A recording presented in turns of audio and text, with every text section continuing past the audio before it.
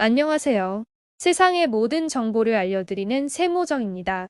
2023년 예산안 처리가 드디어 합의됐습니다. 오늘은 예산안에서 실제 우리가 받을 수 있는 혜택들 전체적으로 어떤 게 있는지 알아보겠습니다. 그리고 연휴 이후 정부에서 발표할 각종 정부 예산안, 확정된 내용 세부적인 내용까지 알려드리겠습니다. 오늘은 우선 민생경제 회복 지원 방안, 여기에 대한 내용을 한번 훑어보겠습니다. 물가 안정 분야입니다. 그러니까 지금 에너지 때문에 많은 분들이 고통스러워하고 있는데요. 그래서 석유나 발전 연료에 대한 기존 세제 지원 조치는 연장하는 것으로 결정되었습니다. 중요한 것은 공공요금 분야입니다. 공공요금은 인상할 수밖에 없는 상황에 있습니다. 그렇지만 인상 시기를 다르게 한다든지 또는 분산 추진하면서 조금이나마 체감 효과를 줄여나가겠다는 내용으로 물가 안정 방안도 담고 있습니다. 상수도 하수도 요금, 쓰레기 봉투, 시내버스 요금, 전철 요금 이런 공공요금 같은 경우에는 어차피 오를 수밖에 없는데요.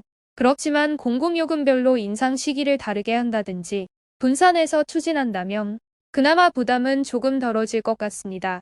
생계비 부담 경감 방안 살펴보겠습니다. 교통 분야에서는 대중교통 신용카드 소득공제율을 상향시켜 드리겠다 하는 내용을 담고 있습니다. 80%까지 소득공제율을 상향하는데 올해 연말까지였던 것을 내년 상반기까지 연장합니다. 신용카드로 대중교통 이용하시는 분들은 80%까지 소득공제 상향되니까 계속 신용카드로 대중교통 이용하시면 되시고요. 청년이나 저소득층 같은 경우에는 알뜰교통카드 지원이 더 확대됩니다. 저소득층 같은 경우에는 거의 47만 원 이상의 지원을 받을 수 있습니다. 승용차에 대한 개별 소비세 탄력세 인하하는 방안, 그러니까 올해 끝내는 것인데요. 이것을 내년 상반기까지 연장한다고 합니다. 다음은 취약계층의 에너지 먹거리 생필품, 이런 핵심 생계비 지원을 강화해 드리는데요. 에너지 같은 경우에는 내년 전기요금 인상을 앞두고 있습니다. 그렇기 때문에 취약계층 부담이 훨씬 더 증가할 수밖에 없습니다. 그래서 한전에서는 전기요금, 복지 할인 혜택을 확대하는데요. 장애인 기초생활수급자 차상위 계층 약 350만 가구를 대상으로 전기요금 복지 할인 혜택을 드립니다. 그리고 전기요금 가스요금 인상에 따르는 에너지 바우처를 받고 계시는 분들 지원 단가도 인상되었습니다. 생필품에 대한 바우처 단가도 인상되었는데요. 차상위 이하 가구 그리고 한부모 가족 대상으로 생필품을 지원을 하는데 기저귀에 64,000원에서 80,000원까지, 조제 분유는 86,000원에서 10,000원, 생리대는 월 12,000원에서 13,000원까지 인상합니다. 다음은 약자 복지혁충에 대해서 알려드리겠습니다. 저소득층 기초생활보장 수급자 이런 분들에 대한 삶의 질을 보장해드리는데요. 기초생활보장 수급자 같은 경우에는 지급 대상 지원액을 상향합니다. 내년 하반기에 제3차 기초생활 종합계획을 수립하는데요. 2024년부터 2026년까지의 기초생활 종합계획입니다. 이 계획이 내년 하반기에 다시 수립되는데 여기에서 생계급여 선정 기준을 상향시킨다는 내용을 담고 있습니다. 지금까지는 생계급여, 의료급여 기준, 중위소득 30% 이하만 해당되었는데요.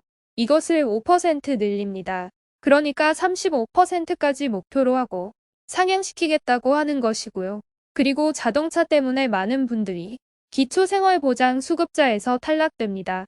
그러니까 이런 자동차 같은 여러 가지 재산 기준, 잘못된 기준 이런 부분들을 과감하게 개선하겠다 하는 것도 포함되어 있습니다.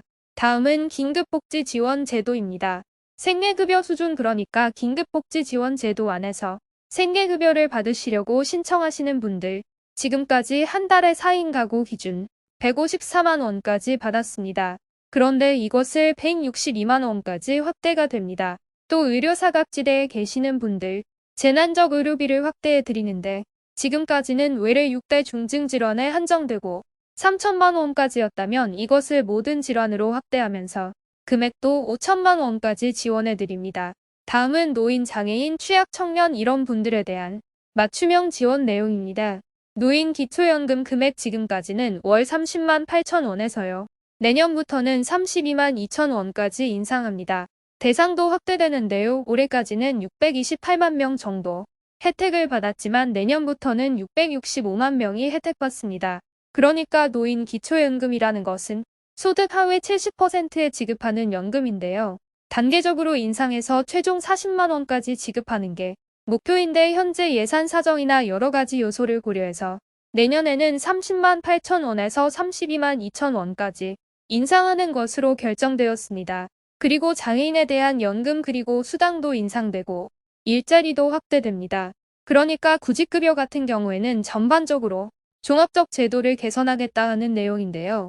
구직급여의 대상이나 지급 수준, 기간, 방법 이런 것들을 더 강화해서 내년 하반기에 입법을 추진할 수 있도록 하자는 겁니다. 그러니까 단기에 취업하고 또 바로 실직하고 이런 반복적 소급자들이 있는데요. 이런 분들에 대해서는 구직급여를 감액해 드리겠다는 겁니다. 반복 소급자는 감액하고 그리고 실질적으로 받아야 되는 분들은 혜택이 줄어들지 않도록 보완하겠다 하는 내용들도 포함되어 있는데요. 이런 부분에 대한 자세한 내용은 발표되는 대로 알려드리도록 하겠습니다. 이렇게 오늘은 2023년 예산 그중에서 민생경제회복지원 방안 물가 안정도 있었고요. 생계비 부담을 경감시켜드리겠다는 내용 포함되었고 요약자에 대한 복지도 확충하겠다는 내용들 많이 담고 있습니다. 오늘은 전체적인 내용에 대해서 한번 훑어보는 시간을 가졌는데요. 이제 국회에서 최종 통과된 이후 정부에서 자세한 내용들을 하나하나 발표할 예정입니다. 이때 여러분들이 내년에 받을 수 있는 여러 가지 혜택이나 지원금 이런 내용들에 대해서 조금 더 쉽게 풀어서 한 번 더 알려드릴 테니까요. 2023년 예산에 대한 구체적 발표에 대해서도 관심 가지시기 바라겠습니다.